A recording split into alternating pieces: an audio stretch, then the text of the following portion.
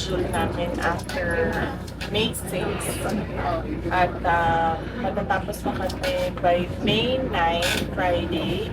Yung May 10 reserve na yun para sa mga emergency requests. And then, May 11, Sunday, merong Solidarity Mass for honest, orderly, and peaceful elections sa Davao City. So yun yung last activity. Pero ma'am, di ba nag-commit kayo ma'am na you will be there for the nung pinasawag kayo ng NBI? Yes, oo. Kasama na sa schedule namin yun. So break kayo ng May 8 to be there po for the PI. Yung schedule namin sa NBI na sinulat nila sa sapina nila is May 9 and May 16. And then nag-usap kami ng lawyers. Napag-usapan namin na May 9 pupunta para mag-oath doon sa counter affidavit. Okay. How confident are you, ma'am? Given the limited time, kasi hindi pa kayo nakaka-join mismo talaga sa mga candidates. You have your own lakad, PDP has its own. How confident are you po that you be able to have the Duterte? Well, as with any elections, no, hindi namin alam kung ano talaga yung results. But so far, kung basihan lang naman natin yung reception o pagtanggap ng mga tao sa mga senator candidates na Duterte ng PDP, okay naman. I think we have more than a majority support. But syempre, meron din kaming concerns sa Diaan. At meron din kaming concerns sa yung vote buying kasi naririnig namin ngayon na yung mga local candidates ng administration ay meron daw mga tupad and AIX and AKAP budget na pinamimigay. In fact, dito sa Zamboanga City, ang balibalita ay 4 times a day namimigay ng AKAP. Okay. Ma'am, actually, ma'am, Comelec mismo ang nagsabi, yung pinakarampat daw talaga ngayon ng form na ng vote buying is through mga ayuda. AIX, tupad. Wala kayong balak, any action about that sa mga ginagawa nilang form of vote buying through that ayuda? Kakausapin namin yung partido ng PDP, no, with regard to sa abuse ng AKAP at AIX. Pero ang unang-una kasi nito ay binigyan sila ng exemption ng COMELEC. Ang DSWD ay binigyan ng exemption sa mga ayuda programs nila. So, lumalabas na parang ang legal vote buying ang nangyayari ngayon. Alright. Ma'am, kahapon tinanong na namin kayo nito pero yung about pa rin doon sa ginawang political attack sa inyong family, any latest on that, ma'am? Dahil dun sa pagpapile po ng complaint kay Congressman Pulong. Nakausap niyo na po siya? Hindi ko pa nakausap si Congressman Pulong Duterte, pero as I said yesterday, masyadong klaro yung pattern ng administration na kapag meron silang kapalipakan ay nililihis nila ang issue at yung storya doon sa papunta sa pag-atake sa kalaban nila sa politika. Alright. Ma'am, ngayon ba, like, percent na kayo na sure for the 2028? Ang daming klamo ng tao. You see that wherever you go, ma'am. Yes, oo. Nakikita ko yung panawagan ng mga tao. At hindi ko lang yan nakita ngayon. Nakita ko din yan noong 2020. Yes. Nakita ko din yan noong 2019. Nandyan pa rin. Naiintindihan ko yung kagustuhan nila, pero malapit naman na ang end of 2026 at yun yung binigay sa akin na deadline ng mga campaigners para mag-announce kung tatakbo ba talaga o hindi. Sorry for asking this, Bibi. Kung sa percentage, like how many percent are you now inclined to run for 2028? Hindi ko talaga masagot yan. Subukan natin pagkatapos ng eleksyon. Pagkatapos namin mag-assess sa nangyari na eleksyon, na midterm elections, yung kampanya namin, yung ginagawa ng administration, yung rampant vote buying through government programs. So, kailangan namin tignan at i-assess. Kasi ang concern talaga natin ay kailangan kapag tumakbo, nanalo. Because otherwise, ma-frustrate yung gusto natin gawin para sa bayan. Ma'am, yung bang result ng election ngayong 2025, will it matter sa magiging decision niyo po sa 2028? Ay, hindi naman. Alright. Pero we need to think of a strategy para sa susunod na election. And itong 2025 election, ang pinaka malapit na election sa Opo. 2028 na pwedeng pag-aralan. Alright. Ma'am, recently may mga napailan po ng reklamo si Senator Ivy. May mga secretaries, may mga PNP officials, but you think meron pang mas mataas na dapat managot doon sa nangyari po ng pag-kidnap po kay PRRD?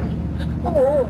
Dapat talaga managot ang Pangulo ng Pilipinas because he allowed foreign entity, a foreign organization to interfere with our national sovereignty.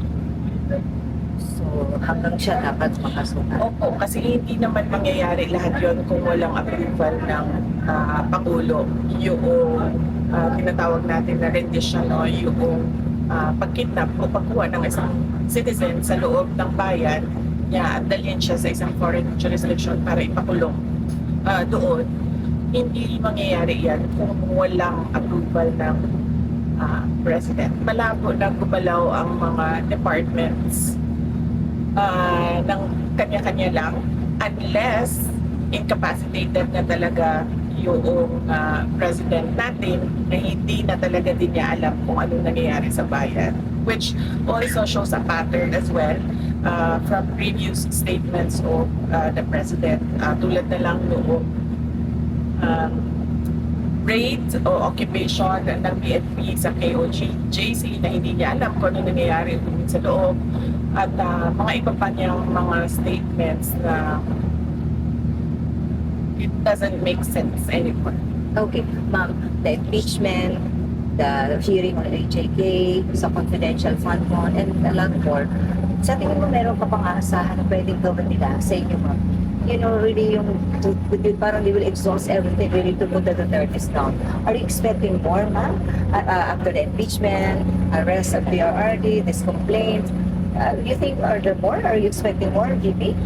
Yes, oo. Kasi, desperate people, they can think of the worst things to do.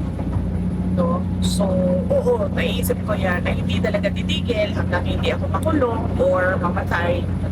Yun na lang naman talaga ang dalawang hindi pa nila nagagawa sa ngayon. Yun na nga ako, expect yung race sa'yo, parang tuloy pa rin ang ikot mo, ma'am, kahit saan. Well, yes, kasi kailangan ko talaga umikot para ipaintindi sa ating mga kababayan. Yung tatlo na sinasabi ko lagi, sabi ko marami sa mga mali na nakikita natin sa ating mga komunidad ngayon ay dahil din sa maling ugali natin sa pagpili ng ating leader. Alright, ma'am, sige lang sa'yo tayo about kay Kong Pulong lang. Do you see any hand of local politics in Davao dito sa pagsasamba sa kanya? Sa tingin mo, meron din bang hand dito ang local politics, ma'am? Sa palagay ko wala. Palagay ko walang kinalaman yung mga candidates ni Marcos sa Davao City sa pag-file ng case. This is purely Philippine National Police at CIDG. Kasi hindi naman ang nagkocontrol ng mga candidates ni Pangulong Marcos doon sa Davao City ay hindi naman sila sila ang kinokontrol. Si Nograles, si Alat, si Lopez, si Campos, sila yung kinokontrol ng national at gustong isa yun sa mga strategy ng national na mapagsakin yung pamilya namin. I'm sorry, have you seen the video? It's viral already on social media. Have you seen it now? I've seen a portion of the video. Hindi ko nakita yung buong video. At actually, para sa akin, okay ito na lumabas siya bago ang eleksyon para yung mga botante, nakakapag-desisyon sila ng maayos kung sino yung pipiliin nila. Kasi balik na naman din tayo dito doon sa aking lecture, no? Voters education ko. So, maganda nang lumabas siya ngayon para nakakapag-desisyon na ang mga botante, sino ba talaga ang pipiliin na kandidato. At, well, yes, as I said, yun yung good thing about it. Pero, it's really a political attack. Tsaka, kahit damaging siya kay Kong Kulong, still okay with you para people will have choice this election? Oh, yes. Oo. Lahat naman ng atake nila sa amin can be taken care of by lawyers. Yung kay PRD sa ICC, mayroong mga abogado doon. Yung impeachment po at mga ibang cases ko na iniimbestigahan nila, mayroong mga abogado doon. Yung kay Kong Kulong, dahil it's a complaint, meron ding abogado na mag-handle doon. So, yun. Clearly, atake lang talaga siya para sa paninira, and as I said, para pabagsakin yung kalaban nila sa politika. But still, if we look at the bright side of things, buti na yung lumabas siya ngayon para yung mga tao informed decision yung pagpili nila ng kandidato. Yes, ma'am. If there's one thing you'd like to tell to the administration or to President Marcos directly, what would you like to tell him, ma'am? I mean, it's obvious, ma'am. What's ibig sabihin? If there's I mean, kung meron man ako sasabihin sa kanya, ang problema kasi si Claire Castro lang din kasi ang sasagot sa akin eh. Hindi rin naman ng Pangulo yung sasagot. Pero kung meron akong gustong sabihin sa administrasyon, ay hindi nila mababawi yung kakulangan o kawalan nila ng proyekto, ng programa, at ng mga plano para sa kaunlaran ng ating bayan. Hindi nila mababawi yon by attacking their political enemies. Kasi nararamdaman ng mga tao yung gutom, yung kahirapan, at lahat na problema ng bayan. Hindi naman gusto ng mga tao na atakihin nila yung kalaban nila sa politika. Ang gusto makita ng mga tao ay development projects at kapayapaan at kaunlaran. So kahit anong atake nila sa amin, hindi pa rin babango yung administrasyon at hindi pa rin makikita yung sinasabi nilang bagong Pilipinas kasi hindi siya nararamdaman at makikita ng tao tayo. promise totoong last na to, ma'am. Sola. Totoong last na to, ma'am. Sola. Promise totoong last. Noong 2019, grabe ang clamor ng tao. You parang sorry for due to appropriate word to use, you disappointed them. Maraming frustrated kasi hindi kayo tumakbo. In fact, nasisi pa nga kayo for whatever we are experiencing now because you did not run. This time ba, ma'am, are we going to see that scenario again? Or kahit pa paano naman, mas manakakakita yung tao ng pag-asa na yung call nila, yung panawagan nila sa iyo, yung clamor pakiusap to run for 2020. Kung ang decision making lang naman ay para sa bayan lahat, wala namang problema. Ang problema kasi is that sa isang eleksyon, madami kasing factors. Hindi lang yung kagustuhan ng isang kandidato, nandiyan din yung factors ng pondo, machinery, at lahat na.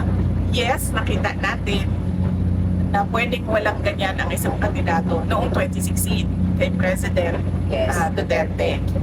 Pero iba kasi yung situation noong 2016 at iba yung sitwasyon ngayon. Mas matindi yung laban ngayon. Kasi mas demonyo yung administration ngayon as compared to sa administration. Thank you, ma'am. I promise ako